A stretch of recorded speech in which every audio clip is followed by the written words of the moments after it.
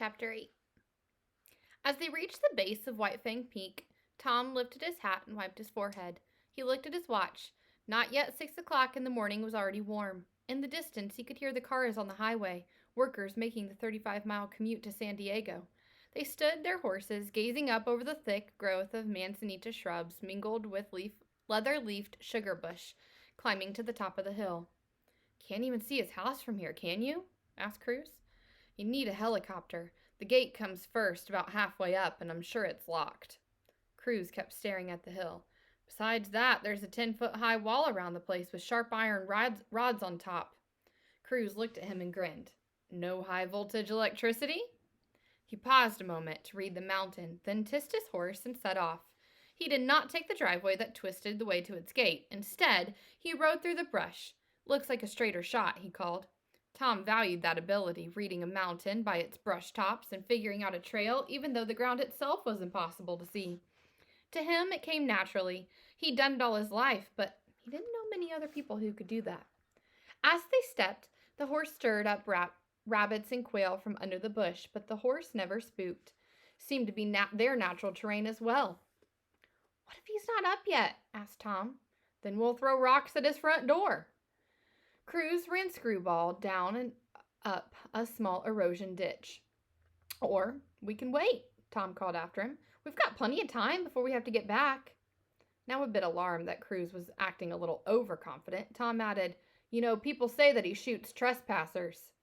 This time, Cruz did slow down and gave Tom a serious glance. "We're not trespassers. We're here on a mission from God." Then he tissed again and rustled the reins as Screwball scampered ahead. A quarter-mile up the hill, they passed 2 posts of big signs painted in big red letters, "No trespassing. Keep off." Cruz rode on past. Tom sat still for a moment, then took a big breath and slowly moved forward. Near the hilltop, the riders rejoined the paved driveway at its final switchback before one last steep climb. Within a few yards of the gate, Cruz glanced back. "That's a tall fence," he said. Tom fought a serious urge to turn around and head on home. Cruz slid off his horse. Nothing about the old stucco wall with its black iron spikes, nor the iron gate showing the dense tree-filled compound inside, seemed all that welcoming to Tom. Cruz studied the adobe brick columns that were lining the entryway. "Is there a bell or an intercom or something?" Tom lifted his shoulders. "I don't know. I've never been this close before." Cruz stepped up and grasped the bars and leaned in, scanning the outsides. "Okay, I got a plan." Inside Tom's gut, a cluster of startled snakes rattled a warning. Cruz wiggled his hand. "What I need is like a hook or something." "A hook?" Tom looked into the forest of the trees around the wall.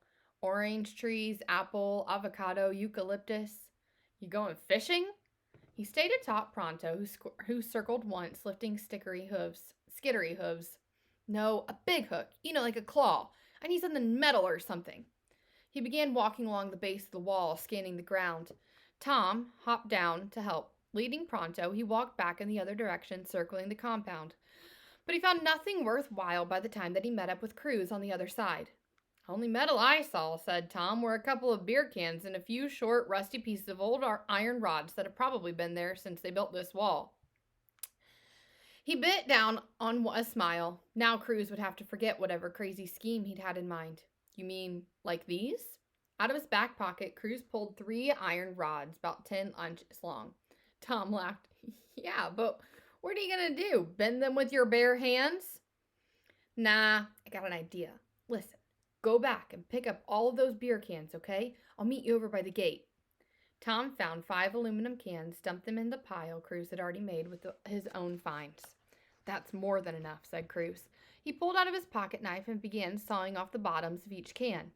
"That's where the toughest metal is," he said, "on the ends." He took 6 silver bottoms and with his knife pierced each one right through the middle. "What are you going to do?" "Hang on, you'll see." Cruz placed the round bottoms on the ground like a stack of poker chips about an inch high. Then, through the stack, he rammed the 3 iron rods one at a time until he ended up with something that kind of looked like an upside-down 3-legged stool. "Tom, I need the rope off my saddle." Tom hustled away and brought back the coil of rope. I still don't see what you're doing, he said. Cruz untied the leather lash that bundled the rope. He used the lash to tie the rods tightly together, right where they had met above the base. Then he spread the 3 legs even more, as if making it a tiny teepee. Finally, he wound the end of his rope around the base and threw it several times, securing the metal chips to each other and holding the rods in place. He stood and pulled out one more rope. The metal contraption dangled in front of him, rods up, looking more like a 3-fingered claw than a hook.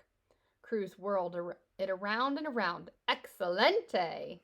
He turned, grabbed his hat, and smiled at Tom. Now, I'm going to snag me that oak tree I saw around the back, growing just inside the wall, and then I'm going in.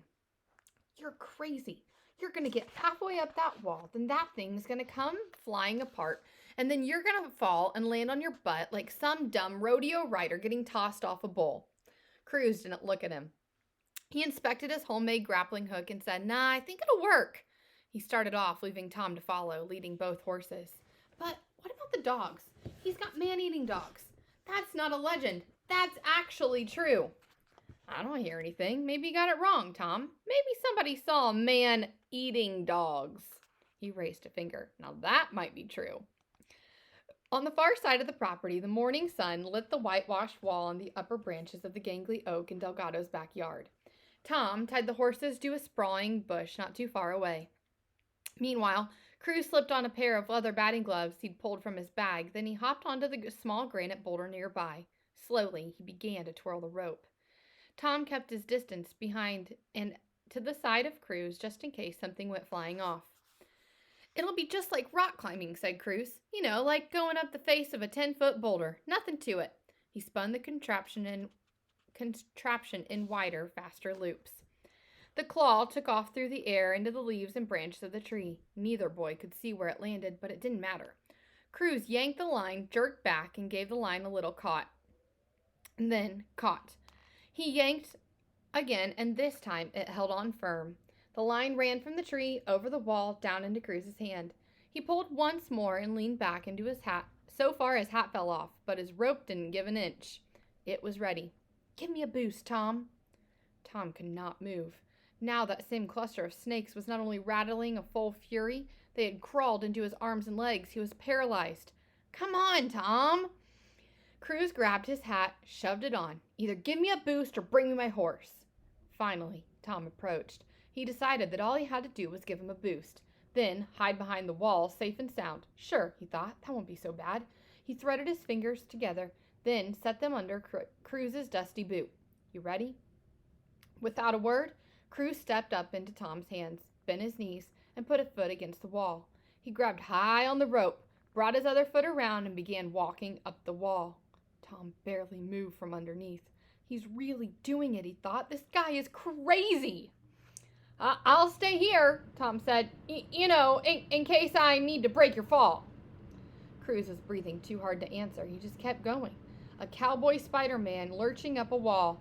Then it happened. Just as Cruz reached the top, he squatted and yanked with all his might, and Tom heard a crack. Before he knew what to make of it, a giant section of the wall tore loose and crashed into Delgado's backyard like a surfing vaquero. Cruz rode a huge chunk of the Spanish stucco straight into the wild unknown, and in the echo of the boom, through the dust and gloom, they heard a dog bark, and then another.